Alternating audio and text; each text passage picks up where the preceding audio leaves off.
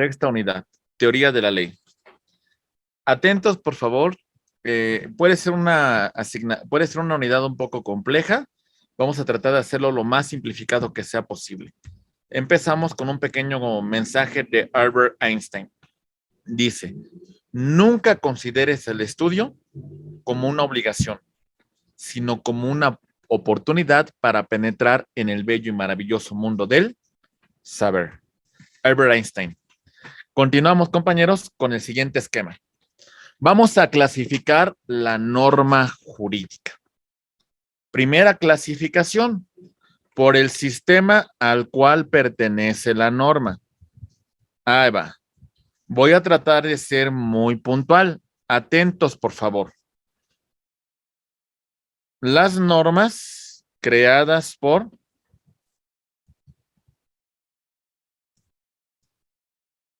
el Congreso de la Unión. Normas federales, normas nacionales, normas generales. Normas federales se aplican en todo el territorio del país, se aplican en áreas administradas por la federación o a través de una concesión que da la federación, en la cual se ve inmiscuido un servidor público de la federación o en un área que sea administrada. Bueno, así podemos mencionarlo. ¿Sale? Esas son normas federales. Normas nacionales de aplicación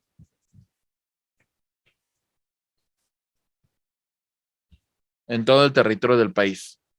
Normas generales de aplicación concurrente para las autoridades federales, locales y municipales. ¿Se entiende, compañeros? ¿Vamos bien? Esas son normas de nuestro Congreso de la Unión. ¿Sale? Federales, nacionales y generales. Muy bien. Listo. Ahora vamos a analizar las normas locales. Normas locales son creadas por los congresos de los estados. Estas normas tienen como base la Constitución Federal y después las constituciones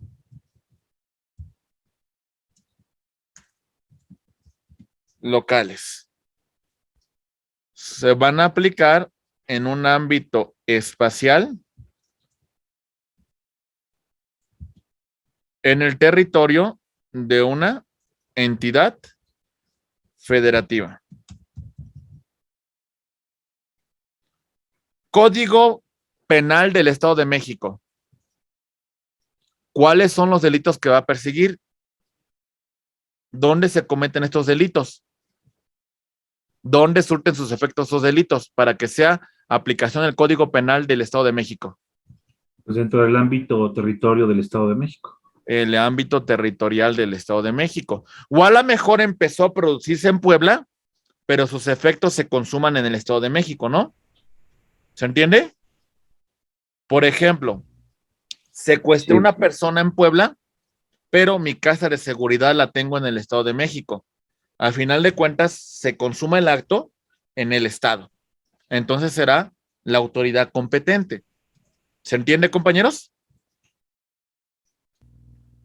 Muy bien. Por ejemplo, Pau tiene una casa en Acapulco, Guerrero, y va a celebrar un contrato de arrendamiento con Néstor Vázquez.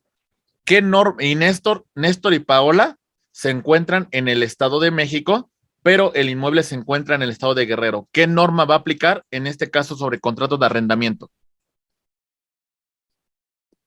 ¿Cuál sería? Corresponde al estado donde se ubica el inmueble. Que en este caso sería Guerrero. ¿Se entiende, compañeros? Sí. Ok, muy bien. ¿Está claro la aplicación de las normas locales? Sí. Ok, muy bien. Normas internacionales.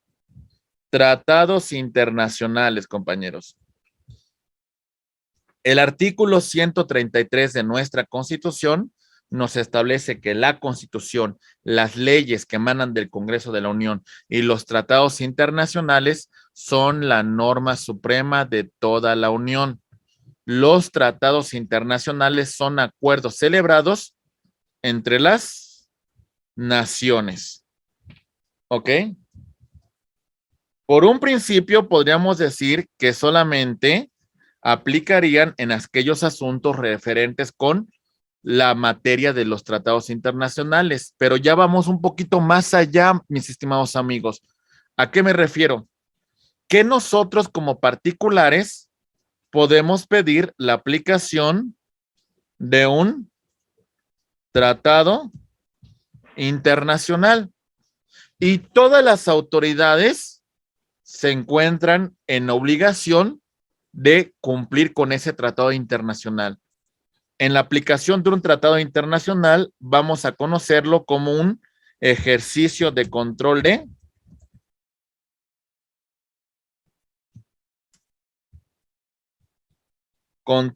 convencionalidad. Ok, ¿qué significa esto? Vamos a hablar de un tema de derechos humanos. Si Efraín encuentra que la Convención Americana de Derechos Humanos protege de forma más amplia sus derechos, Efraín puede pedir la aplicación de esta convención, ¿eh? ¿Se entiende, compañeros? Si Carla considera que la aplicación de un tratado internacional de la Organización Internacional del Trabajo garantiza más sus derechos que la Constitución o que la Ley Federal del Trabajo, Carla va a solicitar la aplicación de un tratado internacional en ejercicio de control de convencionalidad. ¿Se entiende, compañeros? Sí. Muy bien. Ok. Bien, por el sistema que pertenece.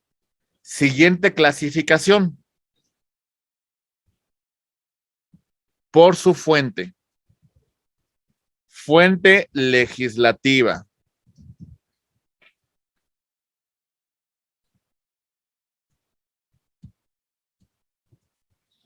Ok.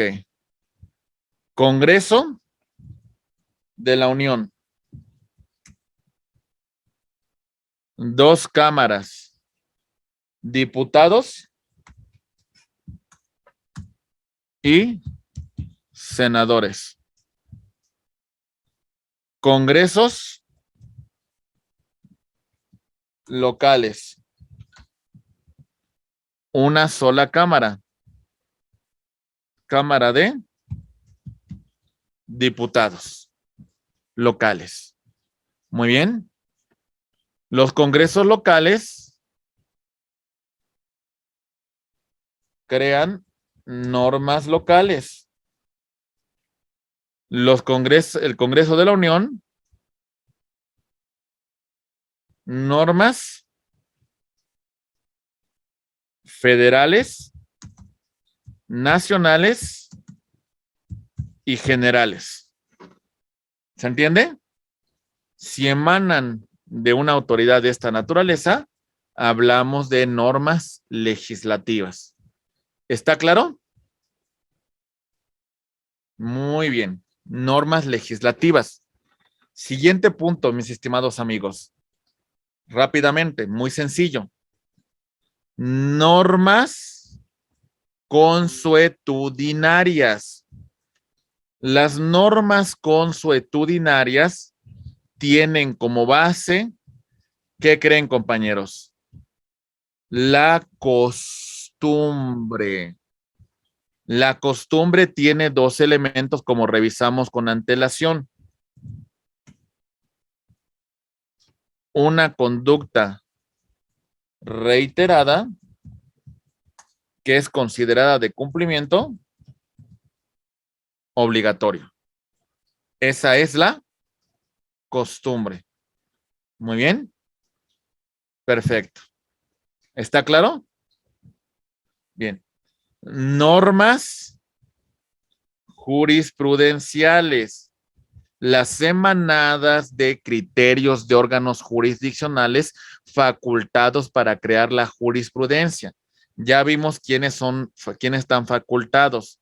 La Suprema Corte de Justicia de la Nación, Tribunal Electoral del Poder Judicial de la Federación, tribunales colegiados de circuito. Muy bien. Por el ámbito personal de validez. Muy bien. Normas genéricas. Compañeros, normas genéricas son de aplicación general y obligatoria para todos. General y obligatoria. ¿A qué me refiero con esto? Por ejemplo, las normas referentes al derecho civil, por ejemplo, al tema de los requisitos para contraer matrimonio, ¿son para Daniel? Sí, ¿verdad? ¿Son para Efraín? Sí, ¿verdad? ¿Son para Leslie? Sí, ¿Son para Melanie? sí, Sí. ¿Son para Pau? ¿Son para Jessica? Es decir, son para todos. Todos quedamos sometidos a la norma y todos tenemos que cumplirla. ¿Ok? La norma nos obliga a todos. Las normas referentes a la cuestión del derecho del trabajo, ¿aplican para todos o algunos se encuentran excluidos? Para todos. Aplican para todos. Para Son todos. generales y obligatorias. Muy bien. Ok, la norma, este es su efecto. Son generales y de cumplimiento obligatorio. Pero hay algunas normas que se llaman individualizadas. Y aquí podemos destacar las sentencias, los laudos, el arbitraje, etcétera, etcétera. ¿Para quién aplica? Para las partes que se encuentran sometidos a una controversia, a un conflicto. Conflicto de civil, ordinario civil, entre Jessica y Néstor. La sentencia que se dicte, ¿a quién causará perjuicio? ¿A quién causará beneficio? Solamente a los involucrados. Los dos, ¿no? Solamente a los involucrados. Es una norma individualizada. Solamente ellos se ven implicados en esa litis. Perdón, profesor, a los que le llaman taxativas. O ya no se usan esos taxativos. Las normas taxativas son de cumplimiento obligatorio. Hasta cierto punto se deben de cumplir, estemos o no estemos de acuerdo. ¿Sale? Las individualizadas, usted tuvo un conflicto, inició una litis y ahora las va a tener que cumplir, porque usted es una parte que se encuentra dentro del proceso. En este caso, el asunto Néstor contra Jessica. Claudia, pues ni para bien ni para mal, ella no le afecta porque no es parte en la controversia. ¿Se entiende? Maestro, un ejemplo sería una persona que tiene un amparo El amparo sería una norma individualizada, solamente esa persona se vería involucrada. Por ejemplo, el amparo se le concede a usted. A lo mejor Néstor se encuentra en la misma situación, pero bueno, como él no promueve el amparo, pues aunque se encuentre en la misma situación, no le va a causar pues ningún beneficio a la norma, en el caso de que se conceda el amparo, porque él no lo promovió. En este caso, solamente las partes que promueven los conflictos. Ok, gracias. Muy bien. Maestro, y perdón, ¿el amparo siempre tiene que ser individual o igual se puede hacer colectivo? Si es el mismo caso el que los está afectando a todos. Puede ser colectivo, y en este caso, pues los efectos serán para las partes involucradas. Ok. ¿Sale? Jessica, levantaste la mano, te escuchamos, por favor. Sí, maestro. ¿En qué momento o en qué delito se puede meter el amparo? Disculpe. Bueno, no solamente con delitos, es contra actos de autoridad que vulneren los derechos humanos que se consagran en la Constitución o en los tratados internacionales. ¿Sale? Por ejemplo, si una autoridad te causa una afectación contra esa afectación que vulnera tus derechos, usted va a promover el juicio de amparo. Muy bien. Perfecto. ¿Vamos bien? Por su jerarquía, Sí, maestro. si se encuentran dentro de los 136 artículos que consagran nuestra Constitución, vamos a hablar de normas constitucionales. ¿Sale? Entonces, las constitucionales se encuentran contempladas dentro de la propia Constitución, en sus 136 artículos y en sus transitorios. Esas son normas constitucionales. Si es una ley que emana de la Constitución, entonces estas normas son ordinarias. ¿Vamos bien? ¿Se entiende o no, Sí. compañero? Ok, por ejemplo, el artículo 3 que regula el derecho el tema de la educación libre o la educación gratuita y obligatoria, ¿qué tipo de norma me estoy refiriendo? ¿Constitucional o ordinaria? Constitucional porque está dentro del artículo. Constitucional. Artículo 3. Ok, constitucional porque se encuentra dentro del propio artículo 3. Si hago mención de la Ley General de Educación, ¿a qué tipo de norma me estoy refiriendo? Ordinaria. Ordinaria, emana de la Constitución, pero no se encuentra dentro de su propio. Exactamente. Muy bien. Siguiente. A ver, no se me pierdan con esto. Puede ser un poco complejo, pero ahí va. Atentos, por favor. Normas perfectas, más que perfectas, menos que perfectas e imperfectas. Voy con las primeras. Las normas perfectas. El incumplimiento de estas normas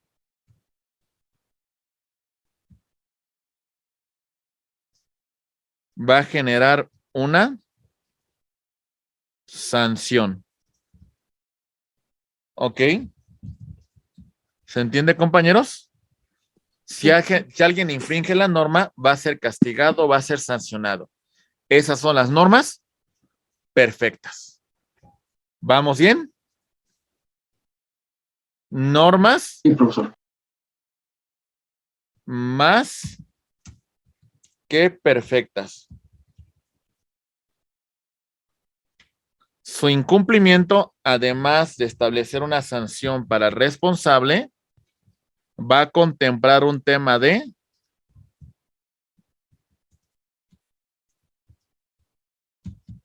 reparación del daño. ¿Ok? A ver, no basta con que veamos un ejemplo. Ahí va. A, como consecuencia del delito, sufrió una afectación en su patrimonio. ¿Sale? B le causó una afectación en su patrimonio. La afectación material fue por 100,000 pesos, pero sin embargo, esa afectación le causó daños y perjuicios que en total van a ascender a 150,000 pesos. No solamente implica la responsabilidad de B en la comisión del delito, sino también que debe reparar el daño que se le causó al sujeto pasivo. ¿Se entiende, compañeros? No solamente el castigo, sino también la reparación del daño. Maestro, y yo Sí. tengo una duda. En todos los casos, o sea, en todos los juicios, ¿existe esto de la reparación del daño? No en todos los supuestos, por eso hablamos de normas perfectas y normas más que perfectas. Hay veces que no se repara, no se puede reparar el daño o en su defecto, pues hay que tener un cumplimiento sustituto. Si se puede reparar, adelante, ¿no? Si no, si no, pues una indemnización por la afectación que se causó. Para ver si entran en Muy bien. las normas perfectas o imperfectas. Están clasificadas, ¿verdad? ¿Mande? ¿Preguntas? ¿Todo bien? Ok, muy bien. Normas menos que perfectas. ¿Vale? Normas menos que perfectas. A veces el incumplimiento de esta norma va a generar una sanción para el responsable, pero ¿qué creen, compañeros? Los efectos del acto ya no se podrán subsanar. A ver, ¿cómo está eso?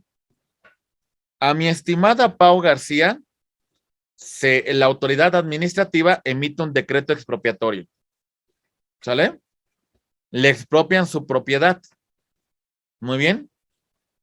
Pau se va a una controversia. ¿Qué creen, compañeros? Pau gana el asunto.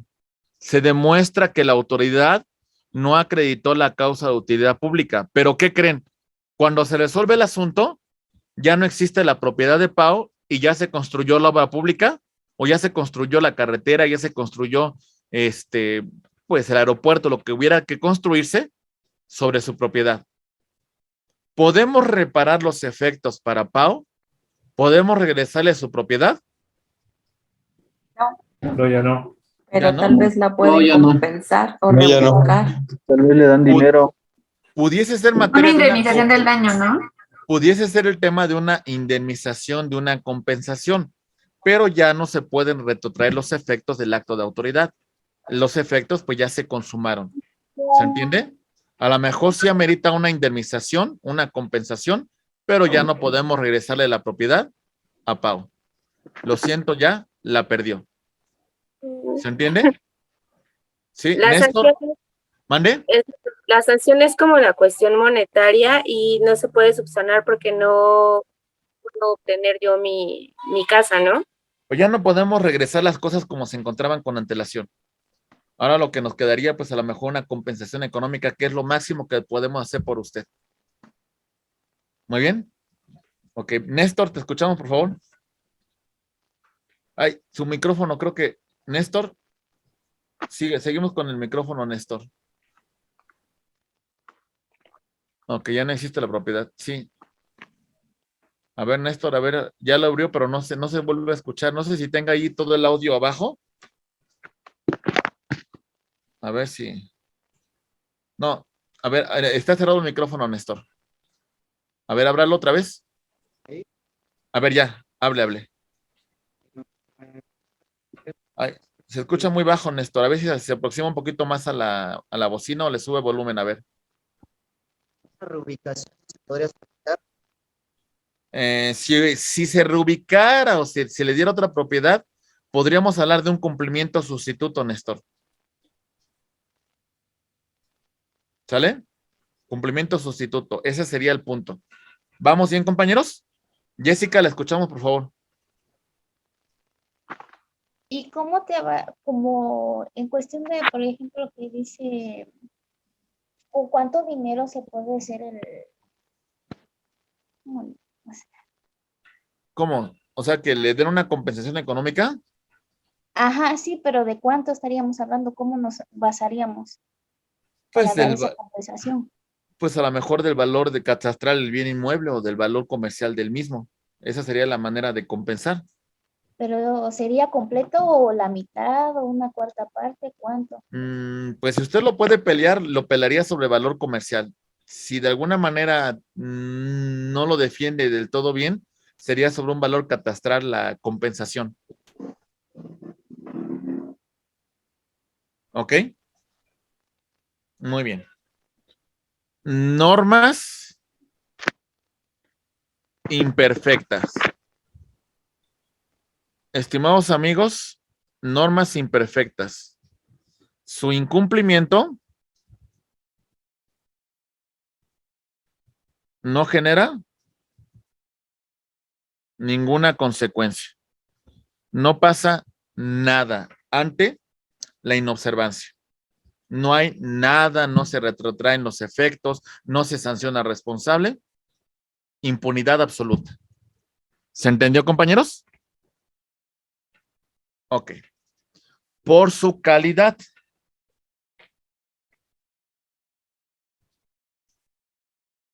¿Y Normas, cuál sería un ejemplo de eso? pues muchísimas normas son imperfectas. Por ejemplo, por mucho tiempo las normas anticorrupción. El servidor público robaba, se afectaba el erario público y no pasaba nada. No había ninguna consecuencia. Ese es un ejemplo de una norma imperfecta. ¿Sale? Las personas que se salen con la suya a pesar de infringir la norma, pues porque pues de alguna manera las autoridades no cumplen con su función, no se integran adecuadamente las carpetas de investigación y eso implica pues un incumplimiento de la norma. Ah, ok. ¿Sale? Sí. Muy bien. Profesor, Sí, Pilar, te pero escuchamos, por favor.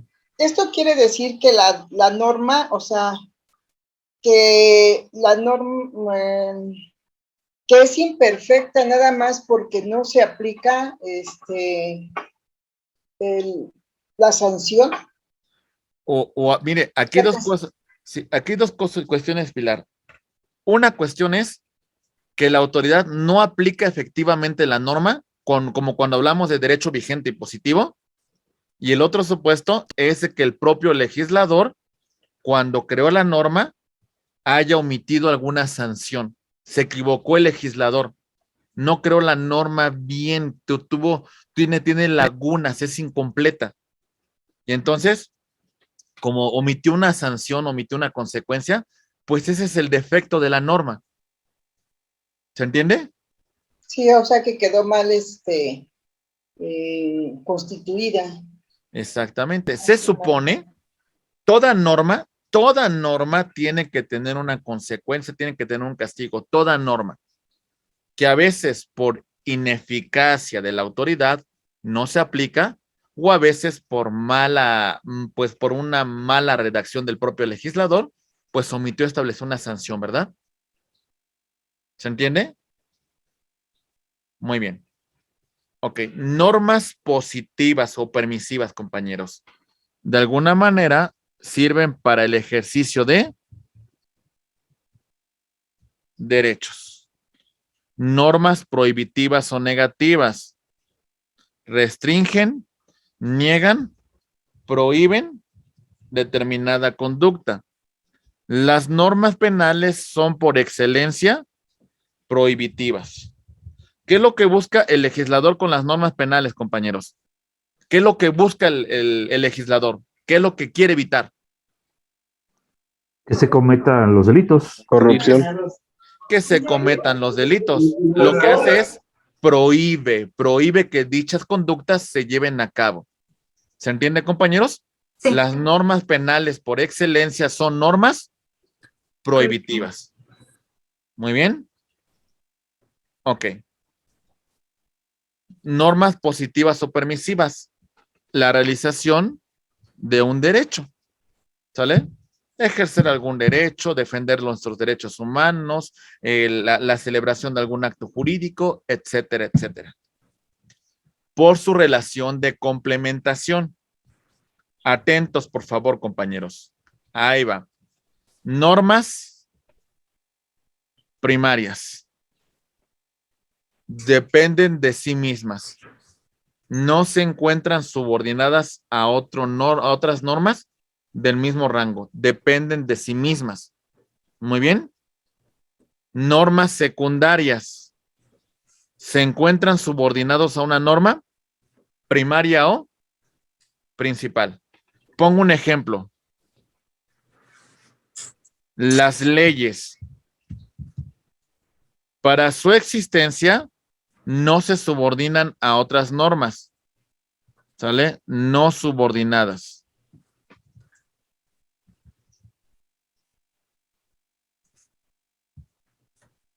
Muy bien.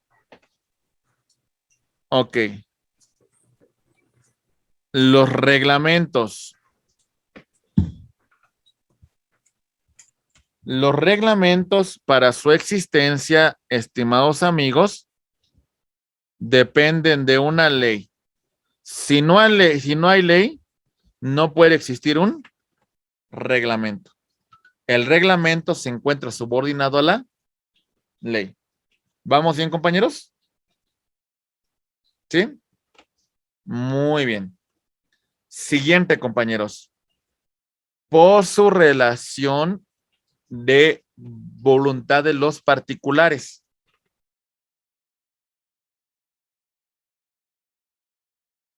Normas taxativas. No importa si está o no de acuerdo el gobernado. No importa si está o no de acuerdo la persona que se le va a aplicar. La norma se aplica de forma obligatoria. Ni modo que le vamos a decir, oye, Eva, ¿quieres pagar impuestos? No. Le vamos a cobrar los impuestos. Es taxativa, es una obligación, es una imposición. Disponible. Nosotros, en ejercicio de autonomía de la voluntad, nos sujetamos a la norma. Por ejemplo, ¿de qué depende que Jessica quiera comprometerse con la celebración de un acto jurídico? ¿De qué depende, compañeros? De su voluntad. De su De ella voluntad, misma. de ella misma, de que ella se quiera sujetar a la norma, de que ella de forma voluntaria quiera, pues de alguna manera, que los efectos de la norma se apliquen a una situación en particular que ella tenga. Se acabó.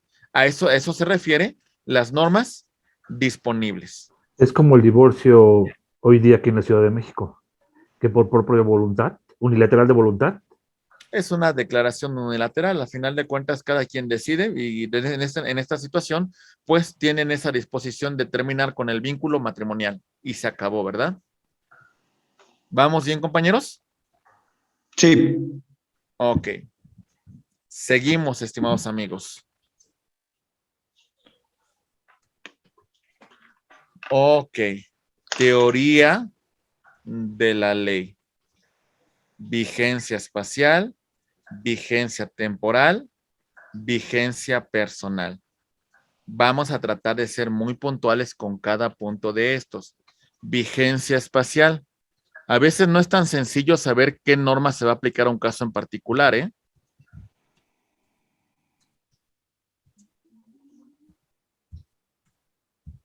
Ya vimos que somos una federación. Y al ser una federación, estamos, pues de alguna manera, conformada de estados libres y soberanos. Muy bien. Ok. Veamos en los siguientes casos. Como somos una federación, tenemos normas federales, normas locales, incluso normas del ámbito municipal. ¿Ok? Y a veces no es tan fácil determinar qué norma se aplica en un caso en particular. o inclusive hasta las normas internacionales. Pongo un ejemplo. Vamos a ver.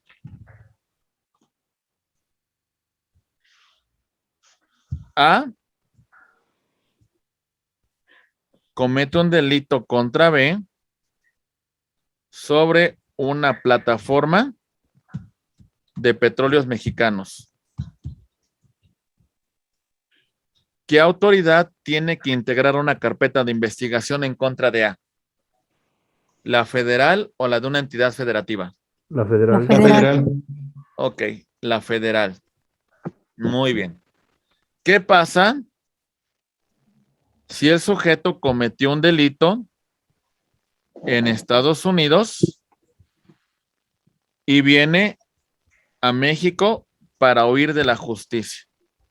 La autoridad de los Estados Unidos requiere, De pues, extradición. de extradición. En este caso, ¿qué norma va a aplicar? ¿Local, federal o internacional? Internacional. Internacional. Ok, la celebración de un tratado internacional para la aplicación del tratado de Extradición. Tradición. ¿Vamos bien? Sí. Ok. A celebra un contrato con B. Ambos se encuentran en la ciudad de Monterrey. Sin embargo, el contrato es sobre un inmueble ubicado en la ciudad de Puebla. ¿Cuál es la norma aplicable en este caso en particular? El de Puebla. Ok, Municipal. donde se ubica el bien inmueble. ¿Se entiende, compañeros? Sí. Ok, o sea, hay situaciones que no son tan complejas y otras que sí nos llevan a un poco más de análisis en relación a la norma que se va a aplicar a un caso concreto. Hay que ubicarlo, compañeros, porque eso también es la implicación de el derecho. ¿Cómo aplicamos la norma? ¿Se entiende? Sí. Muy bien. Ok, siguiente punto, compañeros. Pilar, te escuchamos, por favor. Su micrófono, Pilar. Esto Ya. puede aplicar también aquí en la Ciudad de México, por ejemplo, en las alcaldías, que que se comete un delito en una alcaldía y la persona es de otra alcaldía. ¿A dónde aplica eso? Bueno, aquí en este caso, pues no tendremos problemas porque seguiría la competencia de la Fiscalía General de la Ciudad de México y no tendríamos problemas. A lo mejor Ok. el problema sería más que fuera de la fiscal, que que el delito iniciara a cometerse en la Ciudad de México y que culminara sus efectos en el Estado de México. Ahí sí tendríamos que determinar qué autoridad es competente, porque por una parte la Fiscalía de la Ciudad de México podría decir el delito empezó a materializarse aquí, pero también la Fiscalía del Estado de México podría decir, oye, pero aquí consumó sus efectos. Ese es un conflicto de leyes, ¿me entiende, Pilar? Sí. ¿Sale? En el caso de las alcaldías entre sí, pues no había tanto conflicto, ¿no? Salvo en temas referentes con bandos de policía y buen gobierno, que ahí sí podemos tener alguna referencia importante. O sobre el cobro de algún impuesto, de alguna contribución, ahí sí sería importante. Ok. Muy bien. Ok. Vigencia de la norma. El inicio y el fin. Vean ustedes esta línea del tiempo. La norma empieza a entrar en vigor a partir del día siguiente de su publicación en el Diario Oficial de la Federación. ¿Ok? Los efectos de la norma van a ser hacia futuro. ¿Ok? La norma no tiene ningún efecto hacia el pasado. No se puede aplicar la norma en sentido retroactivo. La única excepción a la aplicación de la norma en sentido retroactivo es cuando sea En beneficio. en beneficio. Muy bien. Ok. Ahí se aplica el principio pro persona, ¿no, maestro? Pro persona, exactamente. Lo que sea más favorable para la persona. Supongamos un caso. A cometió un delito que en su momento se castigaba con 30 años de prisión. ¿Ok? Se le aplica esa pena de prisión. Ya lleva 10 años y para este momento se hace una reforma donde se establece que la pena máxima para ese delito será de 15 años. Se puede adherir a este beneficio porque de alguna manera la norma puede aplicar en sentido retroactivo siempre y cuando sea en beneficio. ¿Se entiende, compañeros? Sí. Muy bien. Sí, maestro. Ok. La norma. La regla general, hay dos principios de su entrada en vigor. El primer sistema que voy a mencionar es el que se encuentra vigente, el otro ya está en desuso. El primero se llama el sincrónico. Entra en vigor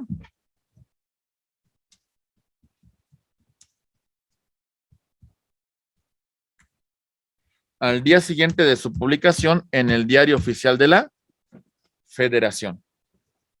Y si no, el día que la norma establezca para su entrada en vigor. ¿Se entiende, compañeros? Muy bien. El sistema que ya está en desuso es el sucesivo. México siglo XVIII, México siglo XIX, México principios del siglo XX. Imaginen ustedes la distancia que tendríamos que recorrer para que una norma se conociera en todo el país. Muy bien. Este sistema decía que la norma entraba en vigor 3 días después de su publicación en el Diario Oficial de la Federación y un día adicional por cada 40 kilómetros. ¿Sale? Entonces, imagínense, una norma se publicaba en la Ciudad de México y para conocerla en Guadalajara, pues a veces transcurría más de una semana para que la norma se diera a conocer por esas tierras. ¿Se entiende, compañeros? Muy bien. El vigente entonces es el sistema sincrónico. Bien. El fin de la norma ya no va a surtir efectos. Será de forma expresa, parcial. Hablamos de la derogación. Si es en forma total, hablamos de la abrogación. Dejamos sin efectos algunos artículos, algunas fracciones, algunos incisos, se está derogando la norma. La norma en su totalidad ya no tendrá ningún efecto. Hablamos de la abrogación. ¿Se entiende, compañeros? La diferencia entre derogación y abrogación. Sí. Muy bien. Sí, maestro. Ok. La norma, de forma expresa, establece en qué fecha dejará de tener vigencia. Por ejemplo, el Código Fiscal de la Federación. Dice el propio código que al 31 de diciembre del 2000, del año en turno, a los últimos minutos del día, esa norma dejará de surtir efectos. Es decir, si es el Código Fiscal del 2021, ¿qué va a pasar para el 1 de enero del 2022 con el Código Fiscal del 2021? Ya no va a tener vigencia. Ya no va a tener ninguna vigencia porque la misma norma dice en qué momento dicha norma dejará de tener efectos. Muy bien. Tácita. Esto implica que si se establece una nueva norma y es incompatible con la anterior deja de tener efectos. Muy bien.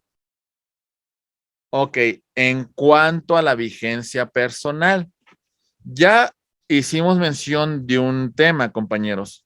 La norma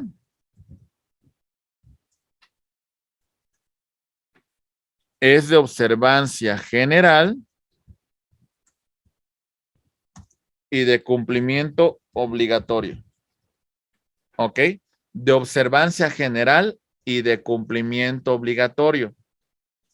Pero hay ocasiones que va a haber ciertas restricciones en nacionalidad, en situación de extranjeros, en mayores y menores de edad, domiciliados y transeúntes. Bien, voy a explicar esto. Pilar, ¿tenemos alguna pregunta? Veo que levantaste la mano. ¿No? ¿Es la anterior? ¿Sí? Muy bien. Muchas gracias. Ahí va. Atentos, compañeros.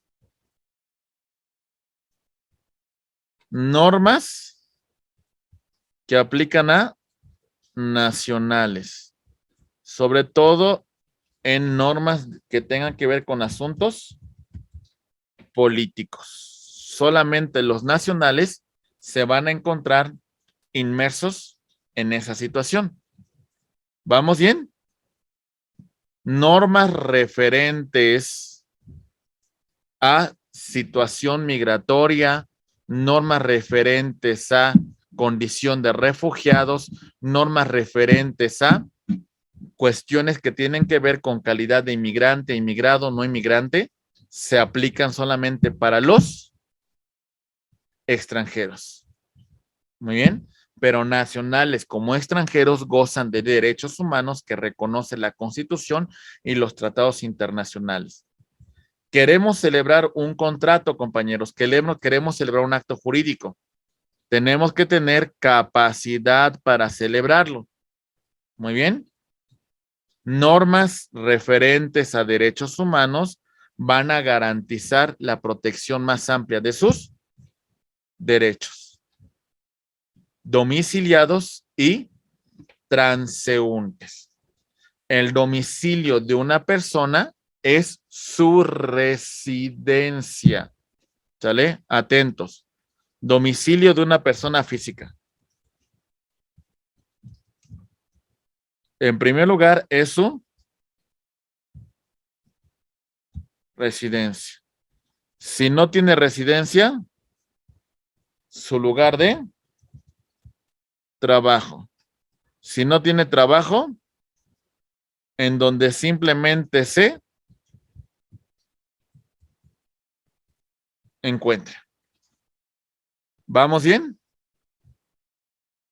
¿Se entiende, compañeros? Sí. Sí. Muy bien. Perfecto. Ok, muy bien.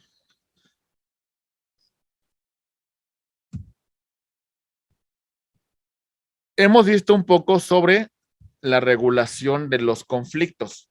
Conflictos en el espacio, conflictos en el tiempo y el estado y capacidad de las personas que se determinan por su domicilio. Mencionamos algunos casos en particular. Ahí va. Juan Pérez,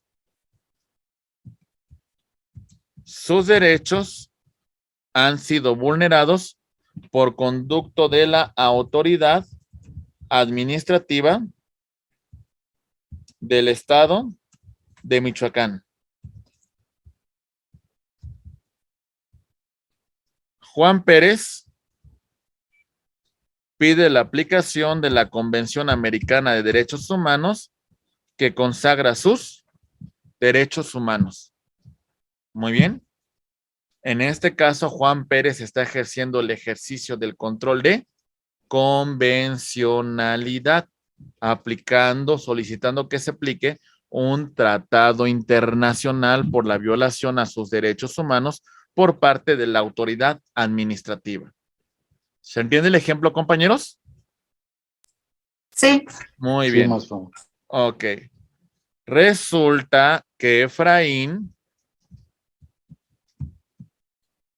está celebrando un contrato con Néstor en la ciudad de Guadalajara, pero ellos determinan que en caso de conflicto, los tribunales competentes serán los de la Ciudad de México.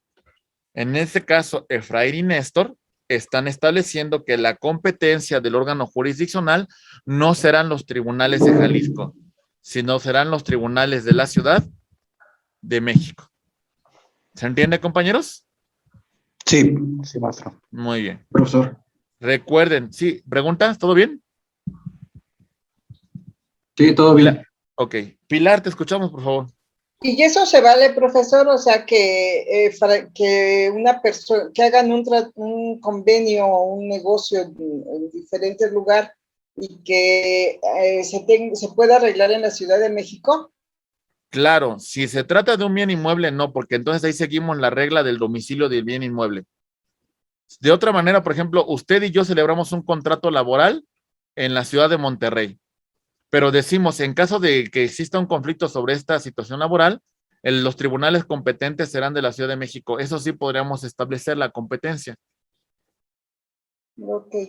¿Sale? Eso sí podríamos. Maestro, Sí, entonces significaría que de acuerdo a la conveniencia, entonces lo puedo hacer en un estado o en otro estado. podríamos establecer una competencia, exactamente. Siempre y cuando no verse sobre la materia del bien inmueble, porque si es el bien inmueble como tal, la competencia sería del órgano jurisdiccional donde el mismo se ubica, ¿eh? Okay. ¿Vale? También tiene que ser de común. Es un acuerdo de voluntades, por supuesto. Tienen que estar de acuerdo las partes contratantes para establecer la jurisdicción. Ok, gracias. ¿Sale? Una pregunta. Sí. ¿Y la autoridad la tomaría como tal? O sea, la decisión de ellos.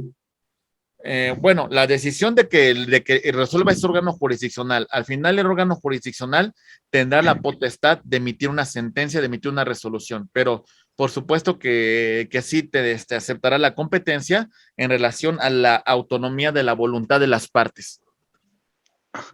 Ok, maestro, gracias. Sí, muy bien. Recuerden lo que vimos, retroactividad, el artículo 14 es muy claro. Ninguna ley puede tener efecto retroactivo en perjuicio de ninguna persona. Aquí ha entrado en vigor la norma. A partir de este momento, los actos que ocurrieron en el pasado no van a tener ningún efecto.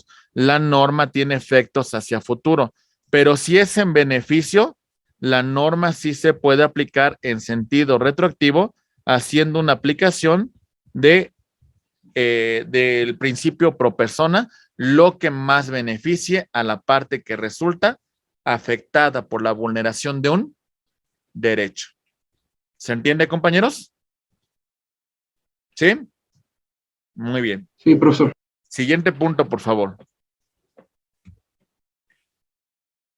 Principio de interés público 6, 7, 8, 16, 17 del Código Civil de la Ciudad de México nos dice lo siguiente: no se puede alterar, modificar la ley ni dejar de cumplir. Hay que cumplir con la norma. Solamente son renunciables derechos privados cuando no perjudiquen a terceros. Claudia y su servidor celebramos un contrato. En ese contrato establecimos un interés en caso de incumplimiento. Sale un interés moratorio. Con tal de que Claudia me pague, yo renuncio a ese interés moratorio. No le causo ningún perjuicio a ningún tercero. Entonces puedo renunciar a ese derecho. ¿Se entiende, compañeros? Ok. Carla tiene un conflicto con su pareja derivado del incumplimiento de una pensión alimenticia. Carla le dice a esta persona, bueno, empieza a pagar tu pensión alimenticia y renuncio a las pensiones alimenticias que le adeudas a mi pequeño en el pasado. ¿Carla puede tomar esta decisión? No, Sí. No. no, no, No, porque se causa una afectación a un tercero. Ah, sí, sí. En ese supuesto no se puede tomar esta decisión porque se ve involucrado un tercero que se agravia su derecho. ¿Vamos bien? Sí. Ok, muy bien. Artículo 21 del Código Civil de la Ciudad de México dice lo siguiente: la ignorancia de la ley no excusa su cumplimiento. Que diga Isabel Trinidad, no sabía, lo siento, la norma aplica. Que diga Pau García, no, es que yo pensé que a mí no me aplicaba, lo siento, la norma se aplica. Ignorar la ley no excusa su cumplimiento, compañeros. Pero el juez sí puede disminuir la pena, disminuir la sanción, disminuir la consecuencia en los siguientes supuestos. Que una de las partes tenga un notorio atraso intelectual. Evidentemente, esto ayudará a disminuir la sanción. Que la persona se encuentre muy alejada de las vías de comunicación o que su situación económica sea paupérrima. Muy bien. Facilidades que otorga el juez. Una extensión de plazo y un plazo para cumplir que se va a establecer por parte de este órgano jurisdiccional. ¿Se entiende, compañeros? Entonces, estas condiciones sí las puede tomar en cuenta el juez para hacer una ponderación de derechos. Bien, veo que Pilar y Carla levantan la mano. Pilar, ¿tienes alguna pregunta o es la anterior, verdad? Sí, muy bien. Carla, ¿sí levantaste la mano? Sí. Sí, Carla, te escuchamos, por favor. Entonces, aquí solamente aplica cuando una persona tiene una discapacidad mental Ok, ajá. y cuando es alguien que está muy incomunicado, no es muy consciente de las cosas en la sociedad, ¿no? Apartamento de las vías de comunicaciones, por ejemplo, que una de las personas involucradas viva en una comunidad indígena muy alejada, que Y no esté consciente de eso. el acceso a su comunidad sea pues muy difícil, tenga que atravesar un río, tenga que atravesar llano, o sea, las vías de comunicación son complicadas, entonces esto lo toma en consideración el juez. Ok. ¿Sale? Sí. Muy bien. ¿Se entendería que estuviera? ¿Sí? Perdón, ¿se entendería que entonces esta persona estaría prácticamente incomunicada de la situación? Pero aún así no excusa su cumplimiento, solamente lo tomaría en cuenta el juez para disminuir su responsabilidad. ¿Se entiende? Sí, la responsabilidad no la alude. Sí, o sea, vamos a disminuirla. Si tenías que pagar 150,000 pesos, a lo mejor considerando esta situación, pues te condeno a 50,000 pesos, ¿no? ¿Sale? Muy bien. Alan, te escucho, por favor. Ok, es respecto, por ejemplo, lo que mencionó mi compañera, de la discapacidad mental. Si, por ejemplo, una persona tiene una discapacidad, obviamente en el sentido corporal, de que no tiene una mano y se le complica generar un poco de ingresos en ese aspecto, ¿cómo procedería o también lo tendría que ver el juez? Normalmente va a encontrarse esa persona representada por un tutor, quien va a representarlo en la celebración de algunos actos jurídicos, mi estimado Alan. Ok, bueno, gracias. Sí, sus órdenes. Muy bien. Ok, compañeros. Se puede decir que el atraso intelectual en lenguaje jurídico se llama interdicto, maestro. Es el estado de interdicción, exactamente. ¿Vale? Sí, gracias. Esas órdenes. Muy bien. Siguiente punto, compañeros. En todas las materias, a excepción de la materia penal. Penal no entra aquí porque en materia de derecho penal tiene que haber una ley expresa para un caso en concreto. Nullum crimen sine lege, nula pena sine lege. No hay delito sin pena que así lo establezca, no hay pena si la ley no lo señala.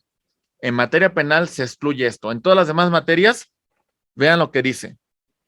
La oscuridad, la ausencia de la ley, no autoriza a los jueces a dejar de resolver, salvo en materia penal. ¿Sale?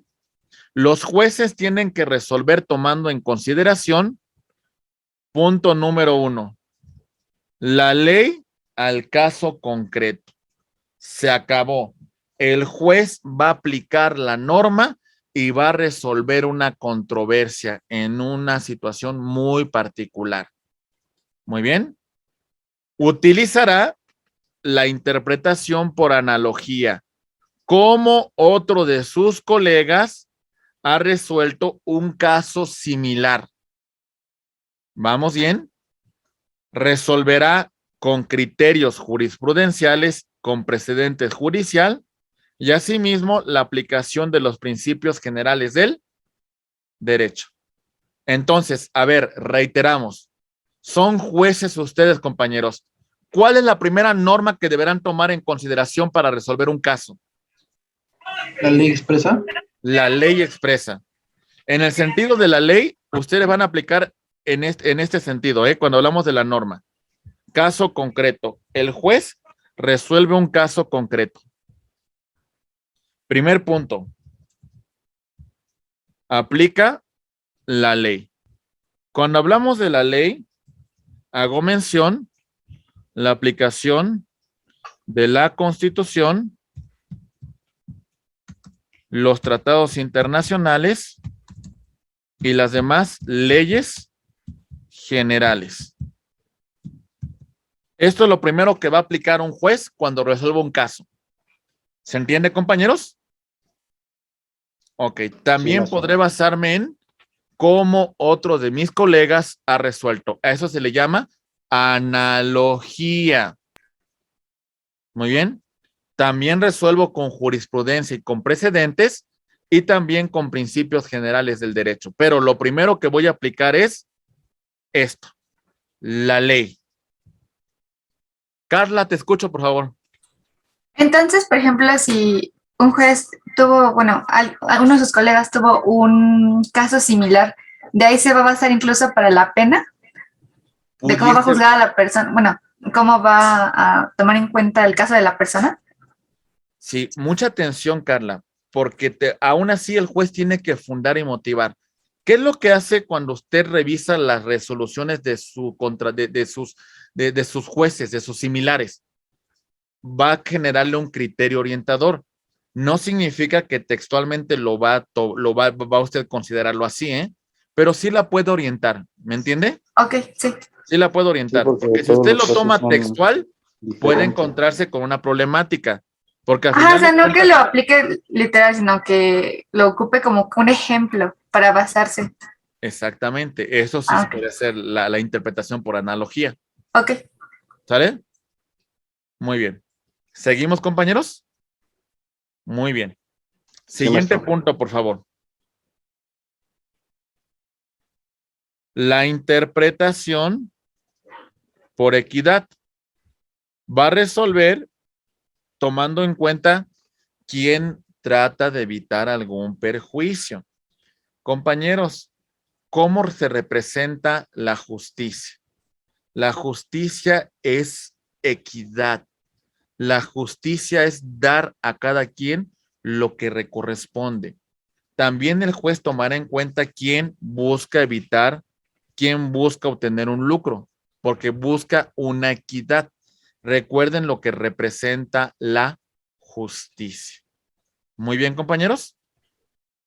Hasta aquí, ¿alguna maestro. observación al tema de la norma, a la clasificación de la norma y a la teoría de la ley?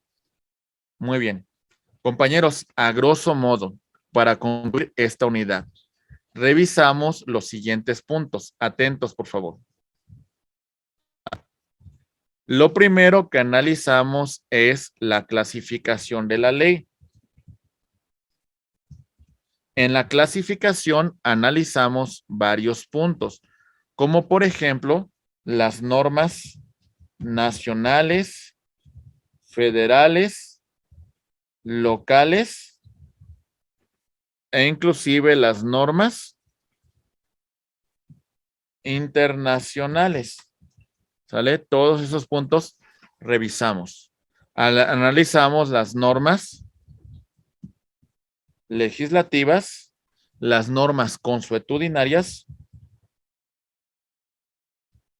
y también revisamos a las normas jurisprudenciales. Revisamos también, compañeros, las normas genéricas, las normas individualizadas.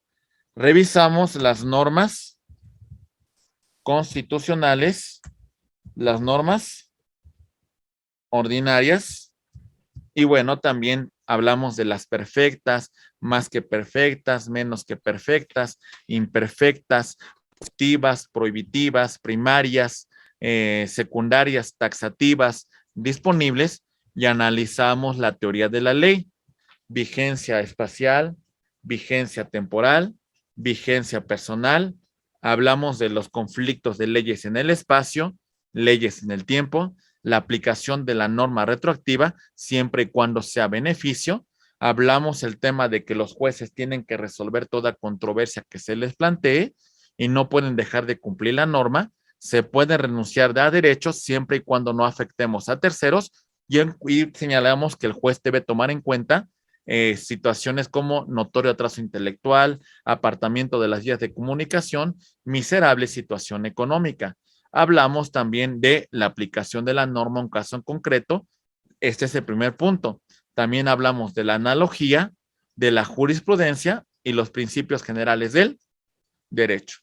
Esos son los puntos que analizamos hasta esta última parte.